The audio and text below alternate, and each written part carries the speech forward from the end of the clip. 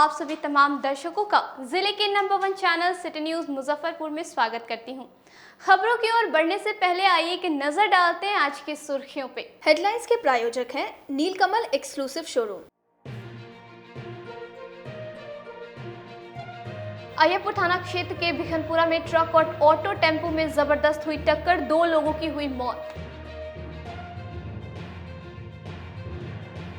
लंबी आयु की कामना को लेकर सुहागिन महिलाओं ने की बट सावित्री की पूजा। और कांटी थाना क्षेत्र पर देर शाम बाइक सवार अपराधियों ने मोबाइल छीनने के दौरान युवक को मारी गोली। तो ये थी आज की सुर्खियां, अब खबरें विस्तार से। अय्यरपुर थाना क्षेत्र के भिखनपुर में अहले सुबह ट्रक और ऑटो की जबरदस्त टक्कर में ऑटो के परखच्चे उड़ गए, 2 लोगों की मौके पर ही मौत हो गई। जिले में रफ्तार का कहर थमने का नाम ही नहीं ले रहा है, लगातार हादसों का सिलसिला जारी है। वहीं गुरुवार को अय्यरपुर थाना क्षेत्र के भिखनपुर में सुबह सुबह ट्रक और टेम्पो में जबरदस्त टक्कर हो गई। टक्कर इतनी जबरदस्त थी कि टेम्पो की परखच्चे उड़ गए और 2 लोगों की मौत हो गई। घटना की जानकारी मिलते ही परिजनों में मातम फैल गया और रो रो कर बुरा हाल है। मौके पर भारी भीड़ जुट गई और स्थानीय लोगों ने हाईवे को पूरी तरीके से जाम कर दिया है। टायर जलाकर हंगामा करने लगे हैं। इस दौरान हाईवे पर गाड़ियों की लंबी कतार लग गई है। मृतक की पहचान अय्यरपुर थाना क्षेत्र के रसूलपुर के राजीव साहनी और त्रिमोहन साहनी के रूप में हुई है, जो दूध देने जा रहे थे। इसी क्रम में यह घटना हो गई। 4-5 गाय भैंसिया रखे हुए हैं, वही दूध देने जा रहा था जापान सीआरपी कैंप। अब उसे दौरान में जा ही रहा था। बस घटना का अनुमान हम नहीं बता सकते हैं। 6 बजे वहीं घटना की सूचना मिलते ही अय्यरपुर थाने की पुलिस मौके पर पहुंची और काफी मशक्कत के बाद लोगों को समझा बुझाकर सीओ के द्वारा मुआवजा दिलवाकर जाम को समाप्त करवाया। अय्यरपुर पुलिस ने बताया कि सड़क दुर्घटना में 2 लोगों की मौत हो गई है। स्थानीय लोगों ने सड़क जाम कर दिया है। लोगों को समझा बुझाकर जाम खत्म करवाया जा रहा है। सीओ के द्वारा मृतकों के परिजन को मुआवजा दिया जा रहा है। दुर्घटना हुई है ट्रक में और टेम्पू में। ट्रक मेडिकल से आ रही थी और टेम्पू झापा के ओर से आ रही थी। अबे में ट्रक अनियंत्रण होकर के टेम्पू में मार दिया धक्का, 2 आदमी की मृत्यु घटना को हो गई। सड़क जाम किए हुए हैं। हाँ, सड़क जाम किए हैं लोग। क्या मांगेंगे? मांग लोग का है कि रोड का चौड़ीकरण हो, 4 लेन बने और मुआवजा मिले। प्रशासन की तरफ से क्या आश्वासन दिया जा रहा है? प्रशासन की तरफ से आश्वासन दिया जा रहा है कि ठीक है, आपको मुआवजा मिलेगा। कोरोना महामारी के बीच सुहागिन महिलाओं ने अपने पति की लंबी आयु की कामना को लेकर बट सावित्री पूजा की। जिले में कोरोना महामारी के बीच लोक आस्था का पर्व बट सावित्री पूजा गुरुवार को हर्षोल्लास के साथ संपन्न हो गया। पति की दीर्घायु और सौभाग्य प्राप्ति और सुहागिनों ने व्रत रखा और बट सावित्री की पूजा की। बट वृक्ष के नीचे सुहागिनों ने विधि पूर्वक बट की पूजा की और बट वृक्ष के चारों ओर धागा लपेटकर परिक्रमा कर सौभाग्य की मंगल कामना की। इसके उपरांत व्रती महिलाओं ने पूरी श्रद्धा के साथ बट सावित्री की कथा सुनी। शास्त्रों में वर्णित सावित्री सत्यवान की कथा इस लोक पर्व का आधार माना जाता है, जिसमें अपने पति के प्राणों की रक्षा के लिए सावित्री ने यम के नियमों को भी बदलने पर मजबूर कर दिया था। मान्यता है कि बट वृक्ष की पूजा करने से पति की आयु लंबी होती है। वहीं कई महिलाओं ने पति के लंबी उम्र के साथ कोरोना महामारी से छुटकारा की भी मन्नत मांगी। भगवान से मांगे ये कि भगवान सब कोरोना खत्म कर दीजिए। इतना लोग परेशान हो गया, बहुत परेशान है। पूरा दुनिया संसार का लोग परेशान हो गया, हम लोग भी परेशान हो गए हैं। लोग कहीं जाना कहीं आना सब मुश्किल हो गया है। वैसे भी पूजा हो रहा है तो क्या करें, भगवान का पूजा करना भी जरूरी है। हाजीपुर एचडीएफसी बैंक लूटकांड के बाद एसएसपी जयंतकांत ने जिले के सभी थानेदारों को अपने अपने क्षेत्रों के बैंकों की निगरानी बढ़ाने का आदेश दिया। हाजीपुर के नगर थाना क्षेत्र स्थित HDFC बैंक से गुरुवार को 1.19 करोड़ की लूट के बाद जिला पुलिस को हाई अलर्ट कराया गया। एसएसपी जयंतकांत और सिटी एसपी राजेश कुमार ने जिले के सभी थानेदारों को अपने अपने थाना क्षेत्र स्थित सभी बैंकों पर निगरानी बढ़ाने के साथ साथ सभी प्रमुख पॉइंट पर पुलिस पदाधिकारियों की तैनाती की जाए। एसएसपी के आदेश के बाद शहर से लेकर गाँव तक सभी प्रमुख चौक चौराहों पर बैरिकेडिंग लगाया गया। सघन वाहन चेकिंग अभियान चलाया जा रहा है। साथ ही QRT और रैपिड एक्शन फोर्स से जवानों के शहर के बैंकों की चेकिंग की गई। जांच के दौरान संदिग्ध दिखे युवक से पुलिस टीम ने पूछताछ करते हुए बैंक में आने का कारण पूछा। हाजीपुर बैंक लूट में शामिल अपराधियों का फुटेज जिला पुलिस को भी भेजा गया है। पुलिस इसका सत्यापन स्थानीय अपराधियों के हुलिया से कर रही है। अनलॉक के पहले दिन ही तिरहुत पुलिस रेंज के वैशाली जिले में हुई भीषण लूट के बाद से जिला पुलिस भी हाई अलर्ट मोड में है। SIT DIU के साथ सिविलांस टीम भी लगातार अपराधियों की गतिविधियों पर नजर रखे हुए हैं। उसका लिस्निंग भी चल रहा है। ये गड़बड़ शाखा है, अराउंड 10:20 के बीच में जो जानकारी हासिल हो रही है, हम लोगों ने देखा है कि 5 लोग घुसे हैं और बैंक रॉबरी करके हुए बाहर निकले हैं। कुछ क्लू जो हम मिल रहे हैं, वी आर फॉलोइंग दोस्त। कितने के लूट हुए? We are seeing around 1 crore जो उनका अमाउंट है, उससे ज़्यादा हम लोग चेक कर रहे हैं। अभी एक्जैक्ट अमाउंट नहीं बताया, but we are seeing around 1 crore. City SP Rajesh Kumar ने बताया कि हाजीपुर की घटना के बाद सभी थानेदारों को अलर्ट कराया गया है। बैंकों की सुरक्षा को चौकस करने के लिए थानेदार को कहा गया है। हाजीपुर की सीमा से सटे सभी चेक पोस्ट पर सघन वाहन चेकिंग किया जा रहा है।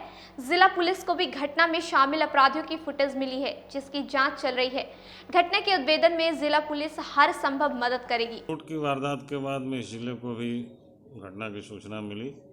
यहाँ भी हम लोग मुख्य सड़कें जो है और रूरल एरिया के सड़कें सभी जगह हम लोग चेकिंग लगवा दिए हैं। अपने सारे थानों को अलर्ट कर दिए हैं। अपने क्षेत्र के भी बैंकों पर निगरानी रखने तो सभी थानाध्यक्ष को निर्देशित कर दिया गया है। और उस घटना में जो अपराधकर्मी हैं उनका फुटेज हम लोग तक भी मिली है। उसके पहचान में भी हम लोग लगे हुए हैं। हम लोग भी चाह रहे हैं कि वो घटना का उद्भेदन जल्द से जल्द हो जाए और हमसे जो सहयोग संभव होगा हम कर रहे हैं। हम लोग मुजफ्फरपुर के अपराधियों से भी कनेक्शन हो सकता है? अभी तो उद्भेदन के पश्चात ही क्लियर हो पाएगा। अभी तक किसी के पहचान उसमें से नहीं हो पाई है। उद्भेदन होते ही पता चलेगा कि इसमें पटना के अपराधकर्मी हैं कि मुजफ्फरपुर के हैं कि समस्तीपुर का है। सरकार द्वारा आदेश जारी किए जाने के बाद जिले में अनलॉक की प्रक्रिया जरूर शुरू हुई है, लेकिन बाजारों में लोगों में कोरोना का डर नहीं दिखा और ना ही नाइट कर्फ्यू का मतलब। कोरोना का कहर थमने के बाद शुरू हुआ अनलॉक के बाद बाजारों में लोगों की काफी भीड़ देखी जा रही है। सुबह से शाम 5 बजे तक सभी प्रमुख मंडियों में लोग खरीदारी के लिए पहुंच रहे हैं। बुधवार और गुरुवार को बाजार का नज़ारा कुछ ऐसा दिखा कि मानो कोरोना संक्रमण बिल्कुल खत्म हो गया है। अधिकांश लोग सोशल डिस्टेंसिंग तो छोड़िए बगैर मास्क के ही घूमते नजर आ रहे हैं। यही नहीं, दुकान भी बगैर मास्क के बेखौफ होकर दुकानदारी करते नजर आ रहे हैं। शाम 7 बजे के बाद नाइट कर्फ्यू सरकार द्वारा लगाई गई है, लेकिन यहाँ भी सड़कों पर धड़ल्ले से लोग गाड़ी का आना जाना चल रहा है। शहर के प्रमुख चौक चौराहों पर पुलिसकर्मी नदारद दिख रहे थे। मुख्यमंत्री नीतीश कुमार द्वारा मंगलवार को पूरे राज्य में अनलॉक की प्रक्रिया शुरू करने की ट्वीट की। इसके बाद बिहार यानी पूरा राज्य में अनलॉक की प्रक्रिया बुधवार से शुरू हो गई। आज सुबह से ही जिले में जब अनलॉक की प्रक्रिया शुरू हुई तो अप्रत्याशित भीड़ देखी गई और लगातार बाज़ारों में सोशल डिस्टेंसिंग की धज्जियाँ उड़ती रही, लेकिन जिला प्रशासन कहीं भी नज़र नहीं आ रही थी। शाम के 7:30 बज चुके हैं और सरकार द्वारा जारी किया गया था कि नाइट कर्फ्यू 7 बजे से सुबह 5 बजे तक जारी रहेगा। इसके बाद आप तस्वीरों में साफ देख सकते हैं कि कितनी अप्रत्याशित भीड़ 7:30 बजे दिख रही है। आराम से लोग आ जा रहे हैं, गाड़ियों में माल ढो रहे हैं और वाहन से अपना निजी कार्य करते नज़र आ रहे हैं। आप इन तस्वीरों में देख सकते हैं कि किस तरीके से बेखौफ होकर लोग अपने घरों से निकले हैं। कहीं भी प्रशासन की कोई व्यवस्था नज़र नहीं आ रही है कि इस नाइट कर्फ्यू के दौरान लोगों को रोका जाए। हम सिटी न्यूज़ के संवाददाता सोनू शर्मा इस खबर पर लगातार बने हुए हैं दिन भर। हम उनसे जानने की कोशिश करेंगे। सोनू, ये बताएं कि सुबह से शहर का नज़ारा किस प्रकार नज़र आया अनलॉक के पहले दिन? देखिए, आज लॉकडाउन का मतलब लॉकडाउन ख़त्म हुआ, आज पहला दिन है और पहला दिन शाम के तकरीबन 7:30 हो रहे हैं। अभी भी शहर में जो भीड़ दिख रही है, इसको देखकर अंदाज़ा लगाया जा सकता है कि सुबह से इससे कितनी ज़्यादा भीड़ थी। जगह जगह हर चौक चौराहे पर जाम की स्थिति उत्पन्न हो गई थी। लोगों के अंदर से भय खत्म हो गए हैं। बहुत ऐसे चौक चौराहे जहाँ पे लोग बिना मास्क के ही घूमते नजर आए और पुलिस प्रशासन सिर्फ मुख्य दर्शक बनी हुई है। तो ये स्थिति मुजफ्फरपुर शहर की है। अच्छा, कोरोना जो संक्रमण है अभी खत्म नहीं हुई है। सरकार द्वारा लगातार या ऊपर से जो केंद्र सरकार है वो भी गाइडलाइन जारी कर रही है कि तीसरी लहर आने की संभावना है। लोगों में क्या दिखा? देखिए, लोगों को समझा सकते हैं, लोगों से अपील करते हैं, सरकार भी करती है और जिला प्रशासन भी लोगों से लगातार अपील करती है कि महामारी से बच के रहे, सावधानियां बरते। लेकिन इस पे आम लोगों पे कोई असर नहीं। 15 से 20% ऐसे लोग हैं जो रेगुलर मास्क और हैंड सैनिटाइजर के यूज करते हैं। बाद बाकी सब इस नियम को नज़रअंदाज करते हैं, क्योंकि यहाँ देखा जा रहा है कि जो सरकार के द्वारा या जिला प्रशासन या जिला स्वास्थ्य विभाग के द्वारा कोरोना जांच जो करवाया जा रहा है, वो जांच नहीं सिर्फ खाना पूर्ति की जा रही है। तो जो लोग हैं वो भी देख रहे हैं कि सरकार और जिला प्रशासन किस तरीके से काम करे, उसी तरीके से आम लोग भी अपने को उसी ढांचे में ढांच रही है। आप ये जानकर आश्चर्य होंगे कि लोगों में कोरोना का डर बिल्कुल भी नहीं है। और मैं आम लोगों से ज़रूर अपील करना चाहूँगा कि कोरोना संक्रमण खत्म नहीं हुई है। पुलिस अपने घरों में से निकले तो मास्क जरूर पहने और सोशल डिस्टेंसिंग का पालन जरूर करें। अपने सहयोगी सोनू शर्मा के साथ मैं प्रदीप कुमार केसरी, सिटी न्यूज़ मुजफ्फरपुर। राज्य में अनलॉक की प्रक्रिया शुरू होते ही अन्य राज्यों के लिए मजदूरों का पलायन शुरू हो गया है। देखिए ये रिपोर्ट। जिले में अनलॉक शुरू होते ही रोजगार की तलाश में मजदूरों का पलायन तेजी से शुरू हो गया है। लॉकडाउन में अन्य राज्य में अपने गांव लौटे मजदूर अनलॉक की प्रक्रिया शुरू होते ही अपने पेट की आग को बुझाने के लिए दूसरे राज्य में रोजी रोजगार की तलाश में एक बार फिर चल दिए हैं। शहर के प्रमुख सड़कों पर मजदूरों के पलायन की स्थिति को देखा जा रहा है। वहीं रेलवे स्टेशन पर मजदूरों की भारी भीड़ उमड़ पड़ी है। पलायन कर रहे मजदूरों का कहना है कि अगर अपने राज्य में उन्हें रोजगार मिल जाता तो उन्हें दूसरे प्रदेशों का रुख नहीं करना पड़ता। परिवार चलाने के लिए रोजगार जरूरी है, काम नहीं करेंगे तो खाएंगे क्या। तो बिहार में काम धंधा नहीं है, बाहर जाते हैं 2-4 पैसा कमाते हैं तो अपना लड़का बच्चा के परिवार के मतलब सुख शांति से रखते हैं। यही वजह है। यहाँ कोई साधन नहीं, यहाँ कोई साधन नहीं। तो सरकार तो कहती है, सरकार के सब काम कहते हैं हमारे कोई भी साधन हमको सरकार नहीं दे रहे हैं। हम लोग क्या करेंगे? गरीब आदमी है, गरीब आदमी के दुखराई में जाना ही पड़ता है। उनके साधन ही नहीं, हम लोग जा रहे हैं बिहार में कमाने जा रहे हैं। बिहार में कोई रोजगार है नहीं है। यहाँ साधन के कारण हम लोग जा रहे हैं, प्रदेश कमाने के लिए जा रहे हैं। कोई साधन यहाँ नहीं, इसलिए प्रदेश कमाते हैं, खाते हैं और कुछ विशेष नहीं है। सरकार तो बहुत सारी नहीं, कुछ हम लोग कोई सुविधा नहीं मिला है, कोई सुविधा नहीं है। यहाँ क्या क्या मिलता है? कुछ नहीं, बस रोजगार हम लोग करते हैं, मजदूरी करते हैं, खाते हैं। यहाँ नहीं हो पाता, जा रहे हैं प्रदेश कमाने। लॉकडाउन के को लेकर कितनी परेशानी हुई? बहुत परेशानी, हम लोग बहुत परेशान हैं, बहुत ज़्यादा हम लोग परेशान, इसलिए हम लोग प्रदेश से निकल रहे हैं। अब रुकते एक छोटे से ब्रेक के लिए, कहीं मत जाइएगा, देखते रहिए सिटी न्यूज़ मुजफ्फरपुर। अब आ गया है आपके अपने शहर में उत्तर बिहार का पहला नीलकमल एक्सक्लूसिव शोरूम। नीलकमल इंडिया की फेवरेट फर्नीचर ब्रांड है। इस कंपनी के सभी रेंज एक ही छत के नीचे आपको मिलेगी। होम फर्नीचर, ऑफिस फर्नीचर की सभी रेंज यहाँ पे उपलब्ध है। कंपनी का एक्सक्लूसिव शोरूम होने के कारण 40% तक की विशेष छूट यहाँ मिल रही है। इसके अलावा 0% इंटरेस्ट के साथ बैंक से फाइनेंसिंग की भी सुविधा उपलब्ध है। तो देर मत कीजिए, एक बार हमारे यहाँ अवश्य पधारें। हमारा पता है Mithanpura, Narayanpur road, opposite to Vaishali management college और हमारा कॉन्टैक्ट नंबर है 9334900888 और 7004320380। नॉर्थ बिहार का पहला एक्सक्लूसिव शोरूम मुजफ्फरपुर में यूए एसोसिएट के सौजन्य से नीलकमल का एक्सक्लूसिव शोरूम खुला है और आप लोगों से यही भी निवेदन है कि एक बार इस शोरूम में आइए और इसके विस्तृत रेंज को देखिए, जो कि एक अच्छे रेंज के साथ एक अच्छी कीमत के साथ आपको मिलेगा। तो एक बार हम लोगों को आप सेवा करने का मौका दें। ST International School. If you want to give your child a strong foundation, the school of your dream. Play to 10th based on CBSE curriculum. हमारे यहाँ अनुभवी एवं प्रशिक्षित शिक्षकों द्वारा बच्चों के देखभाल के साथ स्मार्ट क्लास द्वारा शिक्षण की सुविधा है। कक्षा 1 से 10 तक कंप्यूटर की मुफ्त शिक्षा के अलावे छात्र एवं छात्राओं के संगीत तथा नृत्य की शिक्षा की भी व्यवस्था है। पूरा स्कूल CCTV कैमरे से लैस है। स्कूल में बच्चों का नामांकन फ्री किया गया है। हमारे यहाँ अपने बच्चों के उज्जवल भविष्य के लिए जरूर पधारें। हमारा पता है बांध road, Shekhpur Akhara Ghat, Muzaffarpur. Our contact number is 8757652616 and 9955132616। हमारे स्कूल का कुछ मेन फीचर्स है, जैसे बच्चों की देखभाल करना। हमारे यहाँ पुस्तकालय वगैरह की पूरी अच्छी तरीके से व्यवस्था है। क्लासरूम सारा बना हुआ है। CCTV कैमरे से हमारा क्लासरूम डेकोरेटेड है। सिक्योरिटी के भी विजन से हमारा क्लासरूम बहुत प्रोटेक्टेड है। हमारे यहाँ जो भी शिक्षक शिक्षिकाएं आई हैं पढ़ाने के लिए, वो काफ़ी वेल एडुकेटेड हैं और वेल वर्स्ड भी हैं। हमारा विद्यालय भी चारों तरफ से बना हुआ है। हमारे यहाँ लैब बहुत अच्छे से बना हुआ है। कंप्यूटर की फ्री शिक्षा हम इस बार इसको दे रहे हैं। हमारे यहाँ नामांकन प्रारंभ है। ब्रेक के बाद एक बार फिर आप सभी दर्शकों का जिले के number 1 channel city news Muzaffarpur में स्वागत है। आइए बढ़ते हैं अगली खबरों की ओर।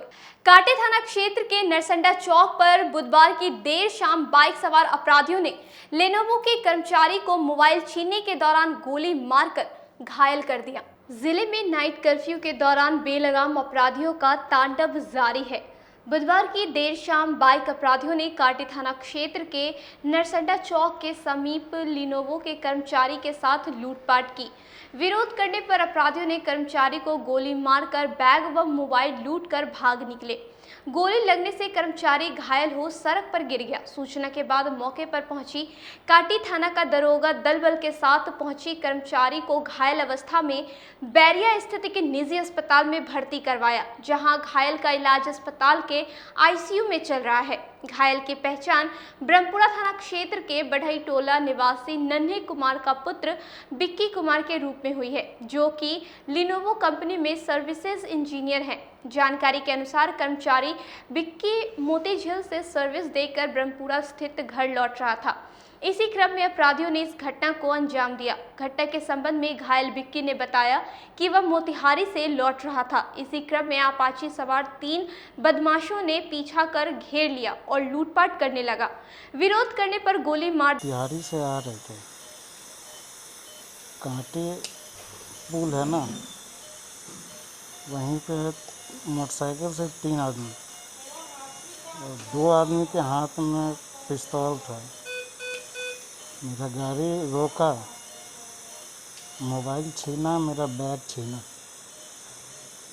मैं हाथापाई भी हुआ मेरा। उसके बाद पीछे में मारा हमको, हम वहाँ पे गिर गए। चिल्लाए भी तो कोई रुका भी नहीं। 1-2 आदमी बैक होके भाग गए। फिर हम बीच रोड पे थे, थोड़ा बहुत होश था तो हम पलटी खाते हुए साइड में आ गए। पीछे से ट्रक आ रहा था, साइड में आ गए तो फिर 2 मोटरसाइकिल वाले रुके। फिर गार्जियन को फ़ोन किए, उतने देर में पुलिस वाले भी आ गए, तो पुलिस वाले फिर हॉस्पिटल में लेके आए। वहीं मौके पर पहुंची काटी थाना के दरोगा रामनाथ कुमार ने घटना की पुष्टि करते हुए बताया कि एक युवक को लूटपाट के दौरान गोली लगी है। अस्पताल में भर्ती कराया गया है। पूछताछ कर आगे की कार्रवाई की जा रही है। ना तो ये बिक्की कुमार के द्वारा मिला है कि हम मोतिहारी से आ रहे थे ना, तो हमको एक अपाची मोटरसाइकिल वाला 3 गो हरा रंग के अपाची मोटरसाइकिल था, उसी पर 3 आदमी सवार था। हमको लग रहा था कि पीछे करते हुए आ रहा था, लेकिन हम कहीं रुक नहीं, एहसास नहीं हुआ और आए तो यही कांटी नरसंडा ओवरब्रिज के बाद और साहू धवा के बीच में पीछे से हमको कट्टा सटा दिया है। तो बड़ी दर्द हो रहा थी पुल पर उस बगल। विवाद के कारण क्या सामने लूटपाट आया है या कुछ आपसे वगैरह? ना वो सब कुछ नहीं, वो दूसरा कोई कारण नहीं बताया। लूटपाट के कारण? हाँ, वो बोला है कि हम आ रहे थे तो हमको लगा वहीं से पीछे करते आ रहा है। क्या स्थिति है अभी? अभी तो हम लोग के साथ बोलते हुए आया है, हॉस्पिटल में भर्ती कराया है। अभी डॉक्टर साहब के द्वारा एक्सरे के द्वारा पता चला है कि गोली लगा हुआ। सदर अस्पताल परिसर स्थित बरगद का पेड़ अचानक गिरने से कंपनी बाग स्थित 3 दुकान क्षतिग्रस्त हो गई। बाल बाल बची लोगों की जान। सदर अस्पताल परिसर में लगे वर्षों पुराना बरगद के पेड़ गुरुवार को गिरने से कंपनी बाग रोड के 3 दुकानें ध्वस्त हो गई। वहीं अचानक पेड़ गिरने से मौके पर अफरा तफरी का माहौल बन गया था। ध्वस्त दुकान के मालिक ने बताया कि जिस समय पेड़ गिरा उस समय उसकी दुकान में कारीगर कूलर बना रहे थे। कुछ ग्राहक भी थे जिन्हें हल्की चोट आई है। तीनों दुकान मिलकर लगभग 1.5 लाख के सामान का नुकसान होने की आशंका है। साथ ही कहा कुछ दिन पहले बरगद के पेड़ के टेढ़ा होने पर सिविल सर्जन को सूचना दे दी गई थी कि यह पेड़ कभी भी गिर सकता है, पर उनके द्वारा किसी प्रकार की कोई कार्रवाई नहीं की गई, जिसके कारण यह पेड़ आखिरकार गिर ही गया। सामान भी 1.5 लाख का नुकसान हो गया। किस चीज़ की दुकान पे? बक्सा पेटी की दुकान है। पेड़ गिरने से कितने दुकानें क्षतिग्रस्त हुए? 3 दुकान से क्षतिग्रस्त हुआ। पहले से मतलब पहले से सिविल सर्जन के इन्फॉर्मेशन किया हुआ था। हाँ। लेकिन वो कभी मानते ही नहीं थे, सोचते ही नहीं थे, देखिए कभी देखे भी नहीं आ गए क्या करना है नहीं करना है। सिर्फ सामान नुकसान हुआ है, किसी का हताहत तो नहीं? बच गए हैं, यही बैठे हुए थे, बच गए, हम बच गए। जिला कांग्रेस कार्यालय में सेवा दल के राष्ट्रीय सचिव ने तिरहुत प्रमंडल के सदस्यों के साथ अहम बैठक कर आगे की रणनीति तय की। बिहार में कांग्रेस को मजबूत करने के उद्देश्य से गुरुवार को तिलक मैदान स्थित कांग्रेस जिला कार्यालय में कांग्रेस सेवा दल के राष्ट्रीय सचिव चंद्रपाल गौतम ने तिरहुत प्रमंडल के कांग्रेस सेवा दल के सदस्यों के साथ बैठक की। बैठक में बेगूसराय, दरभंगा, सारण, मुजफ्फरपुर, शिवहर, सीतामढ़ी, वैशाली जिले के सेवा दल के सदस्यों को प्रत्येक जिले में कांग्रेस सेवा दल का कैंप आयोजित करने का निर्देश दिया गया। साथ ही आगामी चुनाव को लेकर तैयारियों की समीक्षा की गई। राष्ट्रीय सचिव ने बताया कि पद संभालने के बाद पहली बार बिहार आए हैं। बिहार में डबल इंजन की सरकार है, पर सब बेरोजगार है। 5 राज्यों में चुनाव आगामी वर्ष में है, इसके लिए भी तैयारियां पूरी करनी है। तो बिहार की धरती पर आया हूँ, अपने कार्यकर्ताओं, अपने पदाधिकारियों के बीच में संगठन को मजबूत करूँगा और राहुल जी और सोनिया जी को मतलब उनका जो आदेश है उसे पूर्ण करूँगा। माननीय लालजी देसाई जी ने जो मेरे को जिम्मेदारी दी है उसको बखूबी निभा सकूँ। अपने भाइयों को ब्लॉक स्तर तक, तहसील स्तर तक, जिला स्तर तक और प्रदेश स्तर तक उनका साथ दे सकूँ, उनकी बात सुन सकूँ।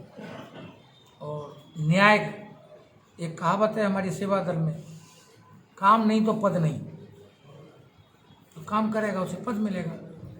वही मुझे हर आदमी के साथ ये करना है कि भाई अपना वर्क दिखाइए, आपने क्या किया है, सामाजिक कार्य क्या किए हैं, आपने आम जनमानस के साथ क्या व्यवस्थाएं रखी हैं। तो इसी पर आज के लिए बस इतना ही। अब मुझे और मेरी पूरी न्यूज़ टीम को दीजिए इजाज़त। नमस्कार।